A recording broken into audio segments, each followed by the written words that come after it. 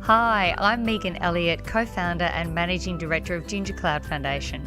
Thanks so much for joining us for Series 2 of our podcasts, Creating Inclusion Ambassadors. The aim of this podcast series is to provide a platform where people can share their stories of inclusion within their communities. And we'll begin to learn the skills needed for all of us to ask why not to inclusion and accessibility. So, hi Nathan. Thanks so much for joining us today to share with us your stories of your community, the barriers to inclusion and participation that you've seen, and how you are becoming a champion for change. Today we'll be asking you questions that will help us to understand who you are, why inclusion matters to you personally, the barriers that you see, and how you champion the inclusion of girls, boys and young adults with autism, Asperger's and other learning and perceptual disabilities. So to start off with, Nathan, could you tell us a bit about yourself and I guess where you are? Well, good morning, Megan. From my perspective, good morning. I am currently in Norway, sitting in Oslo, my apartment in Oslo. I am over here studying for a year since moving from Brisbane, based with you guys and having been a part of MRP for a while. So this is actually my first upcoming season without the MRP in my life, which is quite sad. So hopefully I'll be back when I come back to Australia. I'm a business student at the moment, but have done a lot of work in recent years since my time in MRP with children who have learning and perceptual difficulties. And I hope that it will guide my career in the future as I move forward. Fantastic. So so tell us a little bit about the degree that you're studying, how long you're going to be away, and just some background information about that. Mm-hmm. Yeah. I have been away since August last year. I came to Norway and I'm doing a dual degree. And my dual degree is very much based around strategy and sort of international business and understanding sort of collaboration between businesses around the world and how we can sort of work together internationally to sort of see change in our societies. It's a large part of what I'm doing, especially when I had the chance to focus on social entrepreneurship, which is sort of an emerging area for bachelor students in the business world. So it's not a typical business degree, and I will be coming back in July from Norway. So I chose Norway because it has such a great reputation as a society for inclusion, and it was a huge reason why I wanted to come here and see how they, as a society, had this great standard of living and how, as a community, they work together to solve quite complex problems that a lot of the world doesn't actually have anymore. And in terms of how you got to where you are, can you tell us a little bit about your family values? You have a very strong focus and a passion around inclusion. How did that come about? So the story goes, Megan, that my dad is a professor of strategy. So I grew up always sort of trying to question the world around me and not really take things for granted. And my mum was a migration agent when I grew up. So I grew up with stories of children who were refugees. And I think I grew up as a young child, very young, with a great sense of how lucky I was and also where my role could be to help other people, especially when they were children my own age. And I saw the struggles they had been through. I was very much placed in a position to appreciate my family, appreciate my community. And then based on that, I was never a child who typically saw differences. I always looked for similarities, especially when it came to children. There's this great language of play, and it's the most amazing language because we don't have to speak anything. We can just enjoy being with other people. And that was a huge reason as to why I got involved in the MRP when I did, because I wanted to actually utilize some of that in the real world. And so now that we're talking about Ginger Cloud and the Modified Rugby program, can you tell us about how we met, how you became involved? Mm-hmm. I was a player at Brothers in 2014 when MRP started and you brought the pilot program. And I remember the very day I heard about it. My mum actually was a manager of a team there, and she came home and she sort of said, "Hey, we heard the launch of this program. Would you like to read up about it?" I did, and I just absolutely wanted to get involved. It was something that I think really resonated with me, and the knowledge. I think that there were kids in my community who didn't have that opportunity, in the same way that I had always had that opportunity to play rugby. Was definitely the most important reason for me getting involved. And I had been at Brothers for a decade at that point. So they were a huge part of who I was, and rugby was a huge part of who I was, and it had really shaped me. So definitely, that's how I heard about you guys. And then obviously I met yourself and Ant on that first training day, and the whole team, many of which are still in touch and are still doing amazing things. So it's fantastic to see. And how do you think being a player mentor in the modified rugby program, because it's been 6 years, I think, you've gone from being a player mentor to as an assistant coach to a coach, and then really a club coordinator overseeing all of West's. How's that shaped you, do you think? Oh, it has had a huge impact on me, much more than words can probably describe. When I was 14, yeah. 14, yeah. When I was 14, yeah, I was, I think, struggling a little bit to sort of find somewhere that I wanted to spend my time. And that sounds a little bit strange, but when you're sort of finding yourself at that age, and you sort of go through all these different areas, when you find something such as the MRP, which I could really see the change that I was making, and I could see how much impact it had, it was such a brilliant place for me to continue developing. And when I stopped playing rugby and I had the chance to change clubs and go to West without any grudge, it was such a perfect place for me to go, and also then work with other people. So it has taught me a lot about teamwork, and there are a lot of skills tied up in there about leadership and about coaching that extends much more than just rugby coaching and rugby skills, especially when West grew quite significantly. That was a fantastic opportunity for me to learn just how to work with different people and how to make sure that everyone in that community was doing okay, and then also to see where we could improve as a community and as a club, how we could sort of keep growing and keep working and not become, just stagnant as a club. And we wanted to keep growing with you guys and with MRP as a whole, and I think we did that quite well so far, which is great. And it will only continue to grow as well. Such an amazing club culture there too. But it's great you've raised that point about community. And part of developing this program for disability inclusion leaders is to say, what does community really, what does it really mean to you? And where do you see yourself within the community in which you operate? Yeah, community for me has always been a sense of belonging. There are a lot of, I think, definitions that community sort of encompasses, but for me it's always been that sense of feeling safe, feeling comfortable, and feeling welcome in the area that you are.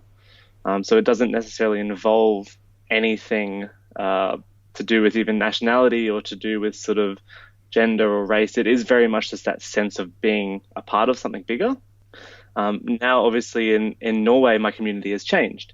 So my community is now based around students. And then here it is, how can I also help other international students and work with them, not necessarily help them, but work with them to sort of make sure they feel comfortable and they feel safe in this environment.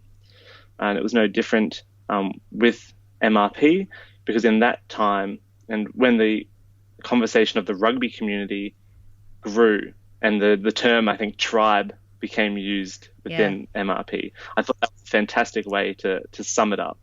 Yeah, no, so true. And what, in terms of your sort of that 18 to 25-year-old age group, because we've spoken with Rhett this morning, we chatted with James and Kitty, and there were similar thoughts that were coming through, kind of similar themes. But what do you think about these years are so important in terms of kind of formulating who you are going to be when you become more mature? What is that? Why are these years so important, I guess is what I'm trying to say. I'm sure you can remember. It wasn't too long ago being 18, and I think it's definitely an area where you were trying to, I guess, find a place that you want to continue developing. So from sort of those young, for me in particular, I can only speak on my experience, but from the age of 12 to 16, you get given this incredible breadth of knowledge. You do so many different things across so many different areas of society, whether that's sport, whether that's different cultural things. And then you get to an age where you're sort of able to truly decide for the first time, okay, this is actually what I want to do. Yeah. This isn't actually something I can pursue. And you can pursue that through, higher education or actually having a career in that pathway in those years. And it is such a hugely influential sort of couple of years straight out of high school. And I know you've done a lot of work with high school students in preparing them so that when they leave high school, they are actually prepared for the world and prepared to deal with certain challenges they will face. I spoke about how much the modified rugby program had given me, and I spoke about how I was better equipped with skills to deal with team dynamics and to deal with sort of immediate problems facing me. So thank you. Oh, it's so good to hear. And in leading into that, I guess is the next question, is how do you see yourself in your role within your community now? How has that changed? So up until I think after MRP, you would know, Megan, I sort of decided to focus more on this type of work. And I began working with a company in Brisbane that did therapy for children with learning and perceptual difficulties. Yeah. And it was completely the opposite of my business degree. But it was definitely something I still wanted to have a large part of my life in. But it is still very much now an international focus. So it is not necessarily about sort of learning and perceptual difficulties, but it is still about challenges that people face. And those challenges can range quite a lot. And at my university here, I've gotten quite involved as an academic coordinator for the program I'm a part of. So I'm still very much involved in, okay, what can I organize for people because they see a need for something, and then how can I provide that and work with them to provide that. So it has changed quite a bit, and I have missed a lot of those kids. I tell people all the time I miss the kids I work with. So definitely it's nice to keep in touch with some of them. I've heard from a number of them that they're all excited for the season ahead, so have missed them a lot. And it's interesting, isn't it? I'd love to hear your thoughts on, given those experiences and now that you're overseas, what do you see as being sort of some of the key barriers to inclusion and participation? It is very much from the starting point, sort of a lack of awareness and knowledge. So when I heard about the modified rugby program, I think one of my first thoughts was, oh, I'm sure this exists, and if I go looking for something else, that it'll be there. Yeah. But it didn't. And I think that knowledge is huge. It was sort of, I just assumed that there would be a place where those people could go and feel comfortable. Yeah. But it didn't, obviously, which is a shame. But I think definitely in recent years, we have seen this huge push. So for me, it starts off with that knowledge. Looking at it from a business perspective, academic research has shown diversity and inclusion hands down leads to higher performance, better success as a team. Yeah, there's no doubt about it. So there's no reason in my mind as to why that isn't applied to a society as well. And what are your thoughts about people's ability to know what to do? I mean, we're always, I think we're heartened by the fact that the government will say now, well, we all just need to be more inclusive, or we need to have more inclusion. But it's the next step is the pieces that I just see are missing. What are your thoughts? And I'd love to know what you've seen in Norway and what you've seen here. What are your thoughts around that? Yeah, it definitely is one of those tricky problems of, do we start from the top and trickle down, or does it start from sort of the bottom and grow?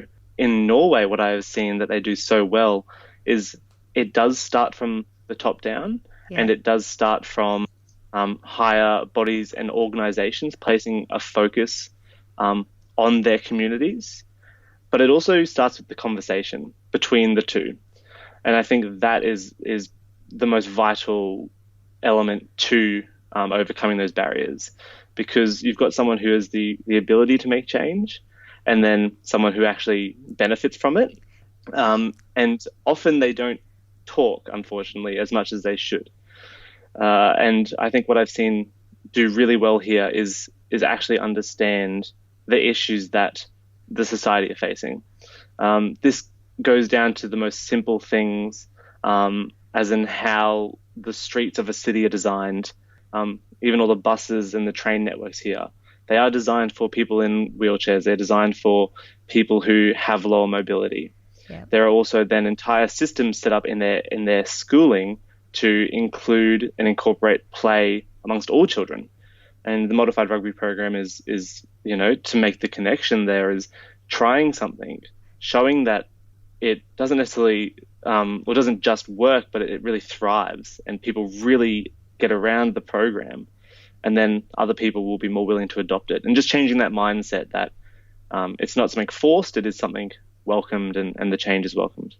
Yeah, and I guess that it's always a collaboration. As you said, it's always working with people, with the clubs. It's about understanding what the need of the people within the club is, and really designing something that works really well for them.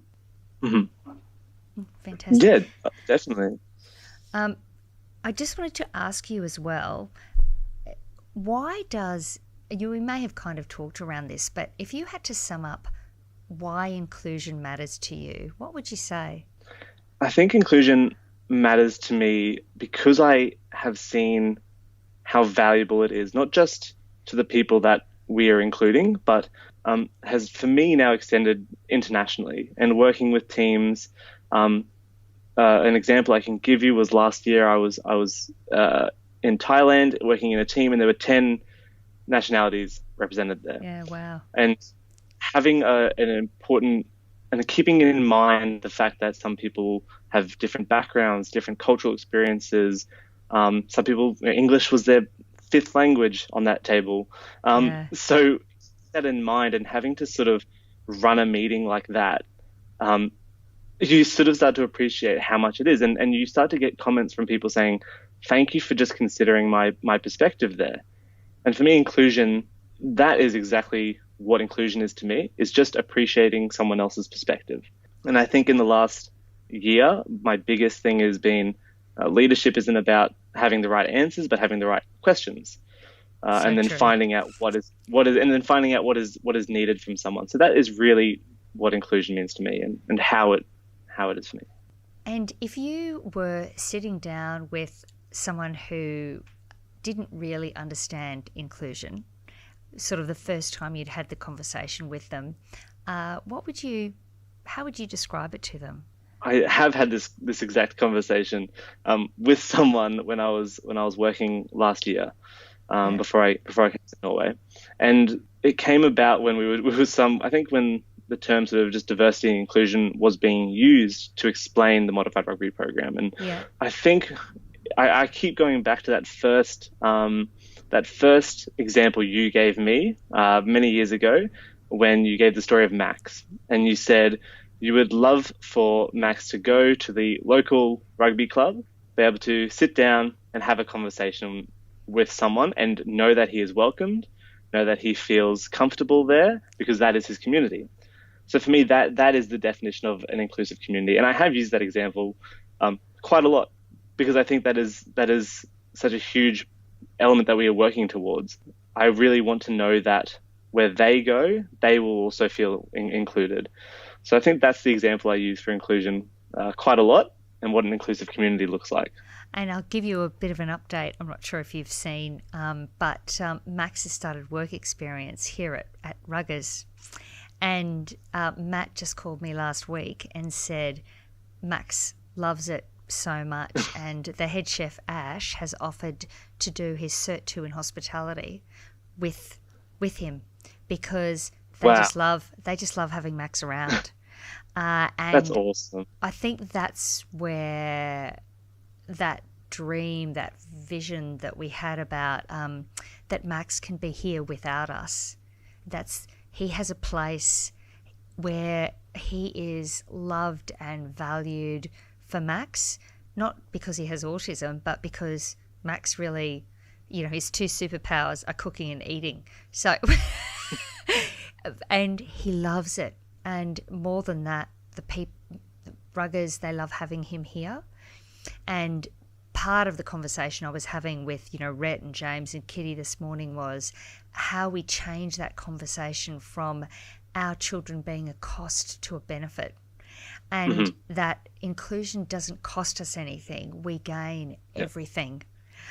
And if we could share that conversation about the real value that including not just Max but us in a really in-depth and robust way across communities, for them to understand that it really does change what a community looks and feels like, from parents to kids to teenagers to employers. There's just so much benefit to modifying things a bit so our kids can get involved. And I think that's firstly, that's awesome about Max. I'd love to hear that. I have seen some photos posted of him in the kitchen there growing up. He looks pretty good in his chef's outfit, doesn't he? Yeah, he does. It's fantastic. And I'm sure he loves wearing that. I'm sure he loves it.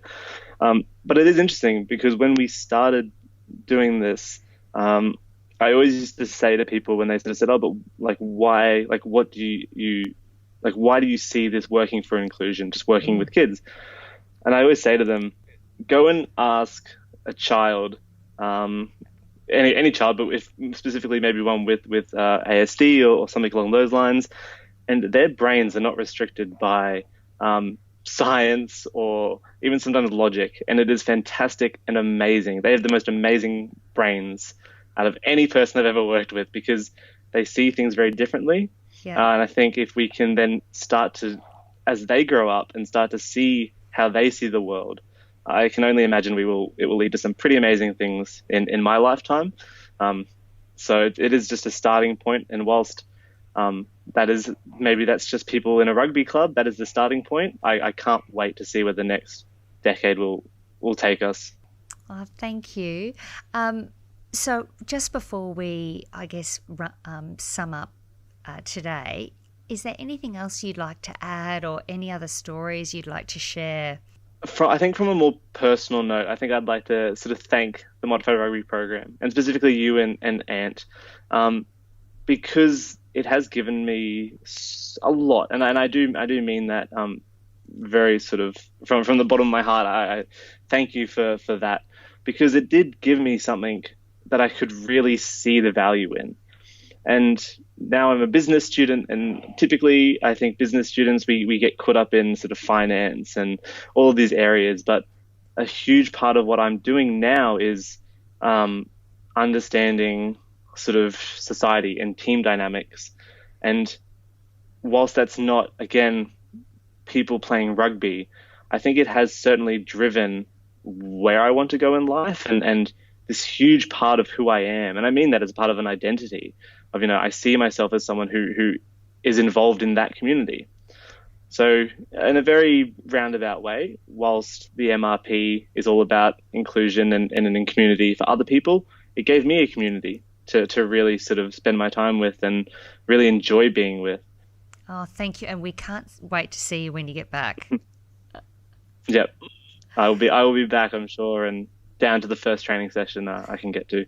Oh, well, thank you so much, Nathan. And you have been such a huge part of what we've done, and we've so appreciated everything that you've done, your thoughts, your time, the way you communicate and share yourself with families is really special. So I'm not sure if I've got to say that to you before, but it has meant a lot to us. So thank you very much.